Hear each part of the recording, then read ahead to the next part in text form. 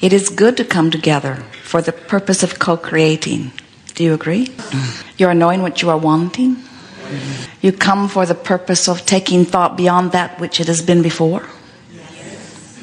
You have questions. You are looking for answers.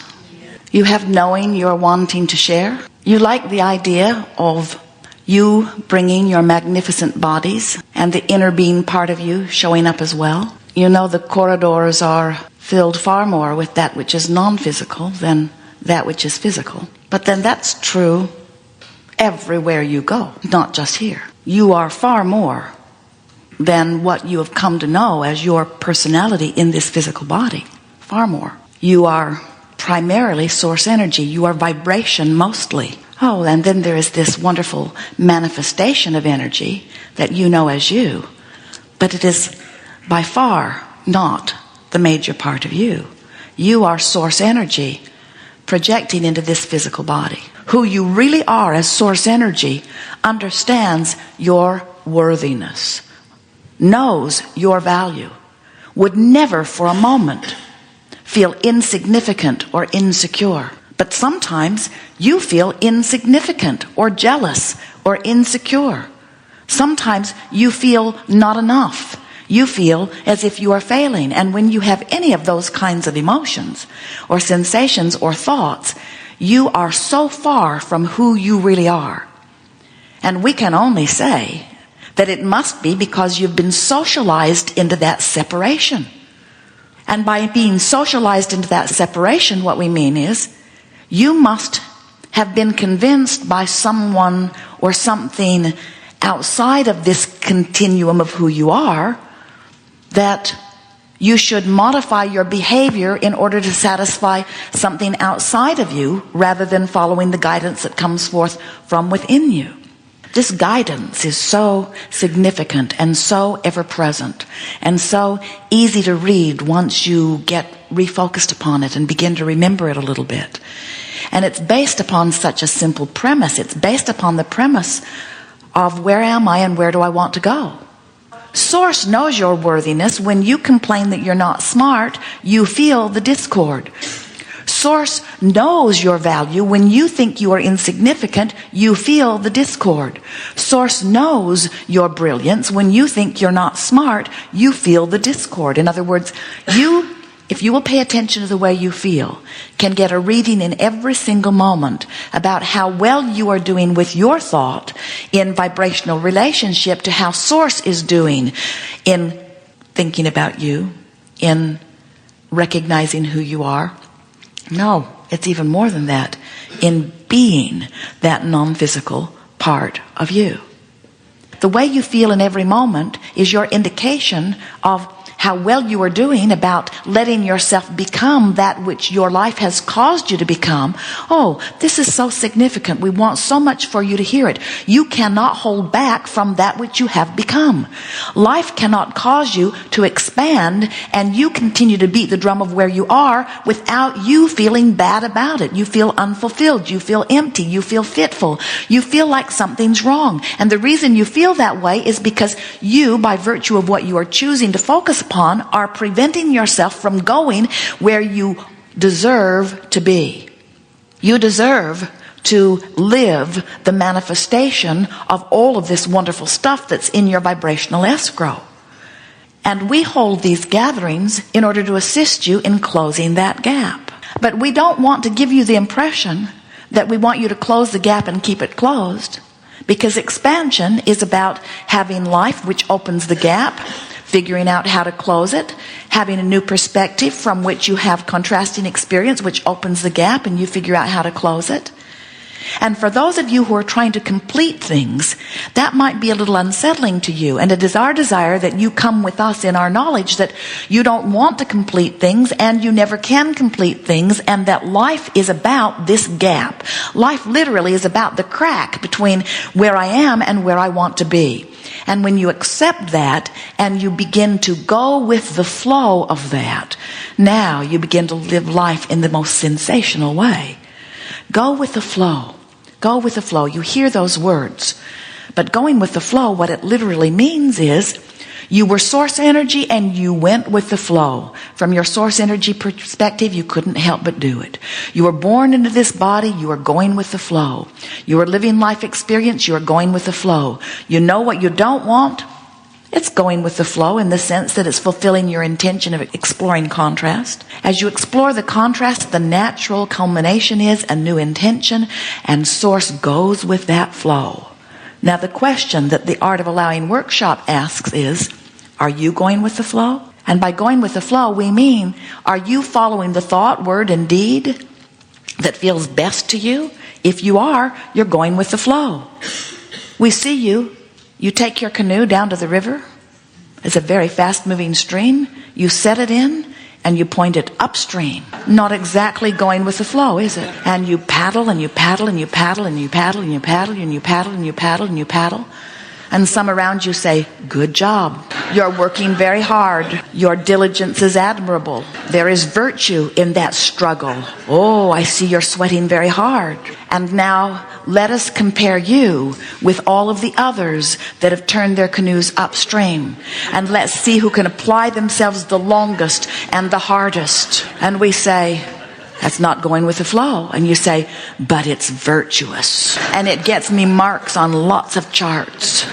I'm touted as the one who does the best job of struggling. And we say, what do you think about turning your canoe into the direction of the current? And you know what most of you say? Take the path of least resistance? Oh, that's just lazy. And we say, you didn't come forth to prove anything. You didn't come forth tensed against injustice in order to right it, or tensed against unworthiness in order to find worthiness. You came as pure positive energy into an environment that has been set forth by eons of thought that has been offered before. You were the flow. You are the flow. You came to be in the flow. You did not come for struggle. And you can tell when you're in the flow by the way you feel. You are where you are, and where you are is just fine, because you can get to wherever you want to be from wherever you are. The most incredulous thing that we hear coming from humans are words like incurable. We say, what? You say, it's incurable. We say, what does that mean? You say, it means I can't get to where I want to be from where I am. We say, what dimension are you in? How did you manage to withdraw yourself, to extract yourself from the laws of the universe as we know them to be? How did you manage to pull yourself out of the flow of non-physical energy that is you? You didn't. You can't. There is nobody who cannot get from where they are to where they want to be. That is illogical in every sense of the word, from every law we know, and we know them all in all universes, in all dimensions, in all time-space realities. It's not possible for you to have something that is not curable. It is not possible. Now, you could say it in a more accurate way. You could say, I want something that I am holding myself out of vibrational alignment with. And you know what that would mean? That would mean that you would be saying, I am choosing sickness instead of wellness. And we say, well, that's different. Oh, yes, you can hold yourself in the choice of sickness in the same way that you can put your canoe in the water and turn upstream and paddle. It's the same thing. It's not going with the flow of wellness. It's pushing against the illness, you see.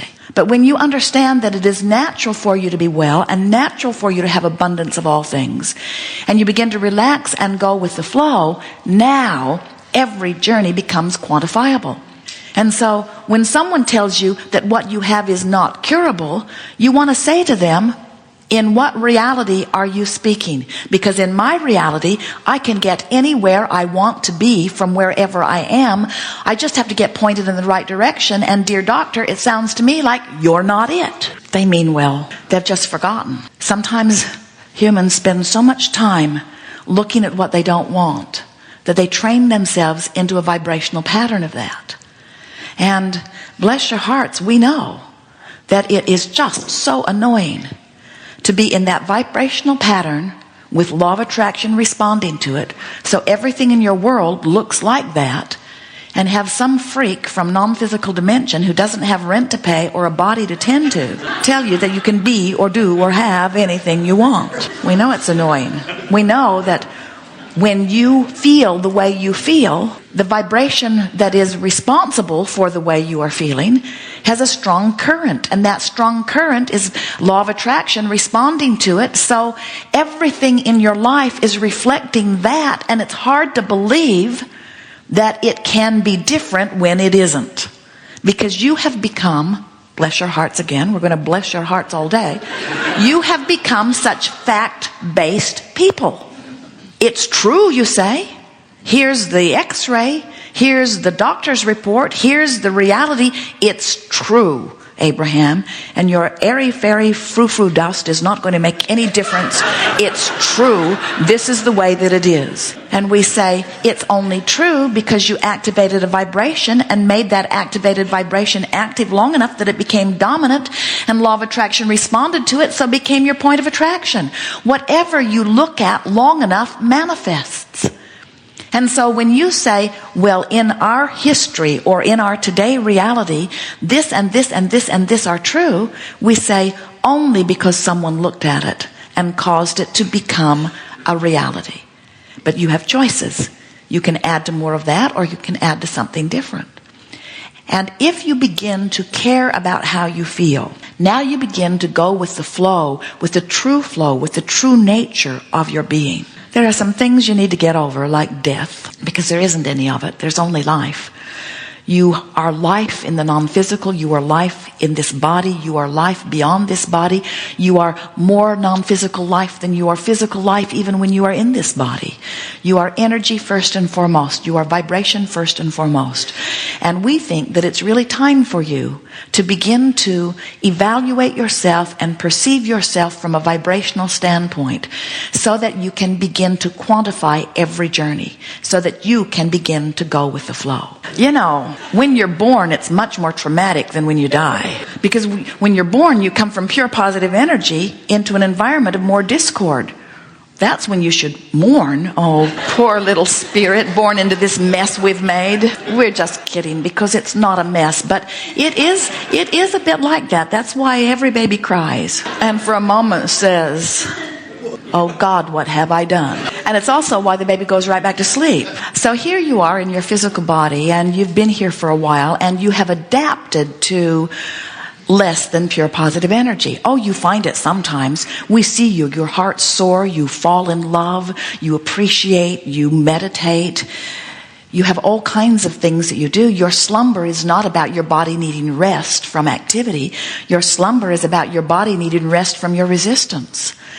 And so as you slumber and you withdraw your focus, or as you croak and you withdraw your focus, you return to pure positive energy. But we want you to realize that you don't have to croak or go to sleep in order to stop the negative resistance within your vibration. You just have to learn how to go with the flow. And going with the flow only means, it's what the art of allowing is, allowing, resisting, feeling better, feeling worse. And in every moment you have that choice. In every moment you can dramatize something that makes you feel better, or you can dramatize something that makes you feel worse. You can emphasize something that makes you feel better, or you can emphasize something that makes you feel worse. And as that becomes your dominant intention, nothing's more important than the way I feel. And my dominant intention is to look for something that makes me feel good. I'm going to do whatever I can do to feel a little better. I'm going to look for the best feeling thought I can find. Not the best feeling thought I've ever thought, not the best feeling thought anybody's ever thought, but the best feeling thought I can find right here from where I am. So let's say you're in depression. What's the best feeling thought you are likely to find from there? Joy? Ecstasy? Hardly. Law of attraction is not giving you that data selection. You can't set your radio dial on 6:30 a.m. and hear what's being broadcast on 98.7 FM. The frequencies are too far apart.